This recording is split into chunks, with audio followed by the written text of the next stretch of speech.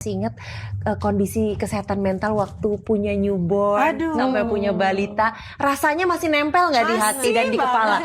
Masih banget ya. Paling aku ingat pastinya anak pertama ya, kayaknya selalu membekas gitu ya.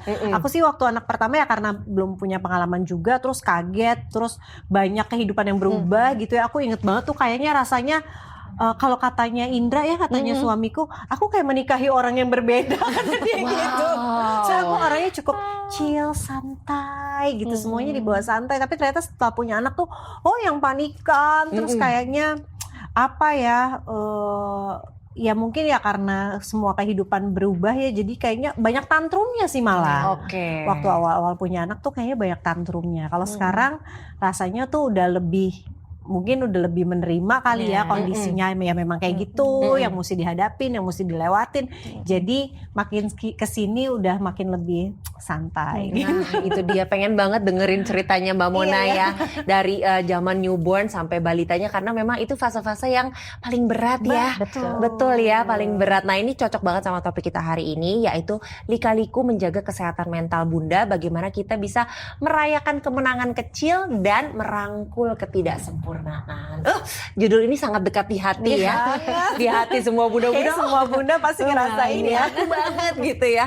Oke, Mbak Mona boleh dong ceritain, mungkin ingat-ingat lagi flashback ke masa waktu raising newborn sampai balita, itu pernah nggak ngalamin yang namanya kesehatan mental terganggu? Waduh, kayaknya kalau dilihat dari sekarang ya, anak pertama tuh kesehatan mental terganggu banget. Terganggu banget, oke.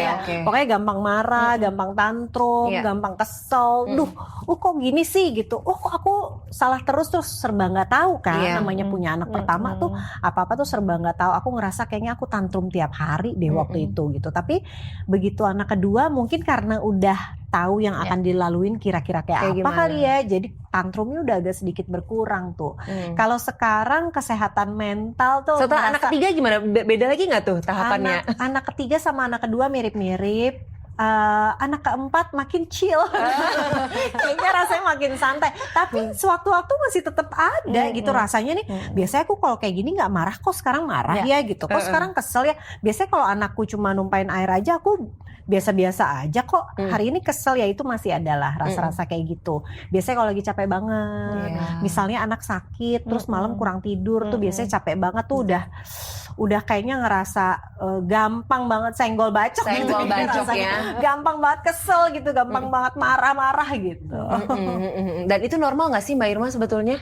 Normal banget sih dialami ibu baru ya, terutama ya kalaupun gak ibu baru tapi anak kedua ketiga pun juga biasanya ada sensasi rasa gitu ya tetap. Jadi proses adaptasi dari kita yang tidak memiliki anak ke punya anak kemudian berkeluarga itu pasti kan akan membuat mental kita mungkin perlu waktu untuk bisa beradaptasi, dan tiap orang beda-beda ya, ada yang cepat, ada yang lambat atau bahkan lebih lama lagi gitu. Yang penting adalah menerima bahwa itu adalah proses kita untuk menjadi ibu baru gitu.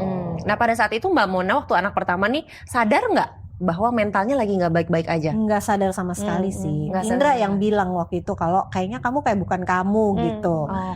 Indra yang ngerasain, mungkin orang sekitar kali ya kayaknya lebih tahu. Kalau kita kayaknya ngerasanya biasa aja gitu. Iya biasa, capek aja gitu. Terus pokoknya ngerasanya yang kesel terus gitu, capek terus, rasanya kayak gitu. Makanya pentingnya support system itu kali ya.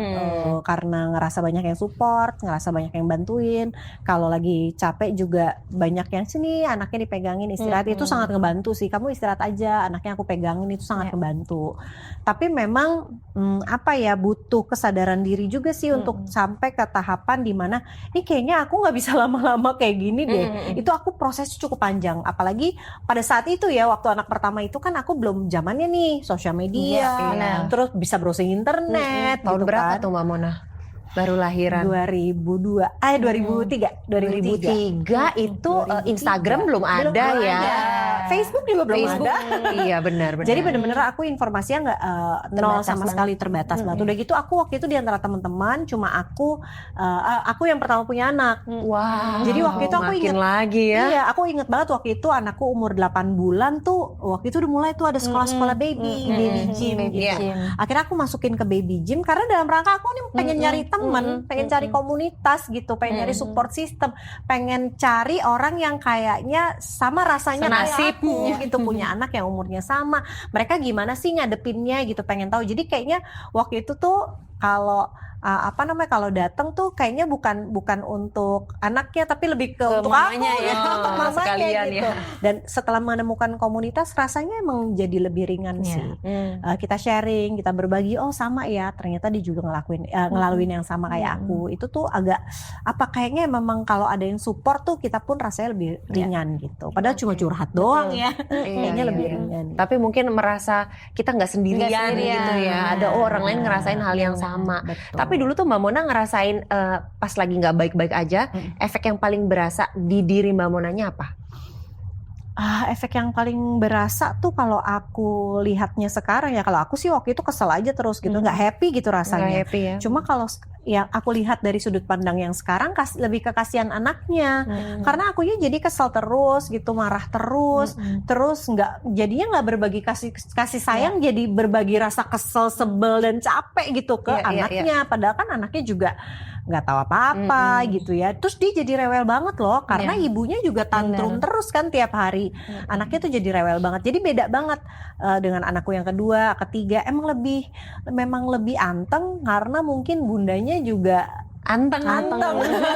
Iya. Jadi memang ngefek banget ke anaknya gitu. Waktu itu kalau aku ngeliat tuh yang paling aku sesali ya, kalau sekarang bisa disesali tuh, aduh kasihan banget ya si Mima, dulu ibunya tantrum tiap hari gitu. Kalau aku rasanya ya udah kayak pengen ngerengek aja gitu, kayak anak kecil tantrum gimana sih, pengen ngerengek aja tiap hari, rasanya pokoknya serba nggak enak gitu. Nah kalau menurut Mbak Irma, kalau misalnya bunda-bunda nih yang lagi nonton juga ada di state seperti Mbak Mona dulu, itu yang harus dilakukan apa sih sebetulnya? Apakah maksudnya pada saat itu mungkin yang ngerasain gak sadar gitu ya, mental health aku lagi terganggu gitu. Kita harus gimana? Yang paling penting sih tadi kan aku note banget nih, Mbak Mona itu sadar gitu loh kan, sempet juga kan akhirnya kan kalau misalnya saya begini terus gimana gitu kan, itu kan yang paling penting ya. Jadi dukungan dari lingkungan yang tahu banget tentang kondisi ibu itu sangat perlu banget gitu ya. Makanya kenapa pasangan itu harus punya pemahaman yang tinggi banget gitu, karena ini kan sesuatu yang baru ya, terus hormonal kan juga mempengaruhi ya. Makanya kenapa ada yang bisa kena baby blues syndrome gitu kan, terus postpartum depression gitu, karena memang nggak ada kesadaran dari dirinya sendiri dan lingkungannya nggak mau tahu gitu. Jadi memang perlu adanya pemahaman dari lingkungan sekitar bahwa ini memang lagi nggak baik-baik aja, dan apa nih yang bisa saya lakukan untuk bisa membantu istri saya atau pasangan saya untuk bisa melampaui situasi yang nggak enak seperti ini gitu. Nah ini cocok banget ya, emang kita tuh pengen banget bahas ya bunda-bunda di topik ini, di episode ini, tentang pentingnya kita sebagai bunda-bunda itu memahami kesehatan mental dalam perjalanan parenting. Karena perjalanan parenting tuh bukan cuma sehari 2 hari, seminggu 2 minggu, sepanjang sepanjang hayat ya, sepanjang hayat kita menjadi orang tua, ya disitulah kita harus aware dan sadar tentang pentingnya kesehatan mental. Nah, mungkin mau ke Mbak Irma dulu nih. Tadi kan Mbak Mona udah cerita banyak tentang flashback ke 2003 ya. Recall kembali ya dengan perasaan yang masih sangat diingat itu. Dan mungkin bunda-bunda di sini juga ngerasain hal yang sama. Ada ciri-ciri khusus nggak Mbak kalau seseorang tuh lagi nggak baik-baik aja mentalnya? Jadi yang pertama nih pasti ya, kalau Mbak Mona kan ngerasain perubahan emosi gitu kan, pokoknya kesel aja gitu bawaannya. Jadi ada perubahan dari segi emosional yang tadinya mungkin kita biasa-biasa aja, kita jauh lebih sensitif, gampang banget tersinggung, bahkan untuk hal-hal kecil banget itu kita bisa banget jadi overwhelming. Terus kemudian yang kedua biasanya punya masalah sama gangguan tidur. Gangguan tidurnya tuh bisa 2, jadi bisa dia insomnia berat ya kan, gelisah, atau dia bisa hypersomnia, tidur terus berlebihan gitu kan, karena secara nggak sadar tubuhnya membawa dirinya untuk menghindari sumber stresnya kan. Terus kemudian juga ada perubahan dari segi nafsu makan ya kan, bisa sangat kurang, nggak selera makan apapun, atau justru emotional eating sebagai bentuk kompensasi ya gitu ya dari perasaan yang sangat nggak aman ini. Lalu juga biasanya kesulitan konsentrasi. Jadi konsentrasinya mulai menurun nih. Tadi mau ngapain ya? Tadi kayaknya udah gini deh, gitu ya. Jadi gampang lupaan ya. Terus kemudian badan cepet capek. Gitu, badan cepet capek banget, dan itu akhirnya kita di masalah-masalah lain ya, misalnya kayak vertigo, migrain, gangguan asam lambung dan sebagainya. Nah ini perlu untuk dicek diri sendiri, dan time boundnya adalah 2 pekan. Jadi selama 2 minggu terjadi perubahan-perubahan tadi, nah itu kita tuh harus aware banget gitu. Dan kemudian ya edukasi kan, kita kan harus melakukan edukasi juga ya, terus menerus gitu tentang gimana sih kesehatan mental ini bisa mengganggu kita, ibu dan bahkan anaknya kan. Jadi kalau ada perubahan itu ya harus cepet gitu, dibantu gitu, ditawarkan bantuan yang mau ngapain gitu. Jadi itu tandanya yang harus. Jadi itu bisa terlihat dalam waktu 2 minggu ya, 2 pekan, ya? 2 pekan gitu ya. Jadi 2 pekan itu terjadi dan biasanya makin kuat tuh. Jadi kayak misalnya tense emosionalnya makin lama makin gampang banget marah, itu kita harus sadar banget gitu. Jadi orang-orang sekitarnya harus juga aware. Kayaknya nggak mungkin deh kalau misalnya kamu terus-terusan kayak begini. Ada sesuatu yang kayaknya masih membebani kamu gitu. Kamu nggak nyaman nggak atau apa? Itu hal-hal seperti itu yang harus. Nah ini kan hal kayak gini kan nggak semuanya paham ya Mbak ya. Kita kan nggak tahu kalau dalam waktu 2 minggu ternyata semua sensasi atau emosi itu bisa escalate gitu. Dan pasangan kita juga mungkin nggak paham gitu. Nah gimana langkah awal supaya mungkin bunda-bunda di sini dan pasangannya masing-masing bisa sama-sama aware gitu. Yang pertama sih harus tahu ya, kita tuh ibu nih manusia biasa dan kita tuh kadang-kadang kan banyak tekanannya sosial ya, bahwa ibu itu harus bisa semuanya, bahwa ibu itu harus begini dan begitu. Nah itu kan di bawah alam bawah sadar kita, sehingga mau nggak mau kita menjadi super power, padahal kita kan terbatas juga. Waktu kita terbatas, tenaga kita terbatas, pikiran kita juga terbatas. Nah dari awal ketika kita memutuskan untuk memiliki keluarga, itu harus ada kesadaran itu. Dan di perjalanan ya kalau misalnya kita mengalami itu ya kita harus minta bantuan. Minta bantuan itu memang kerentanan tapi bukan lemah gitu.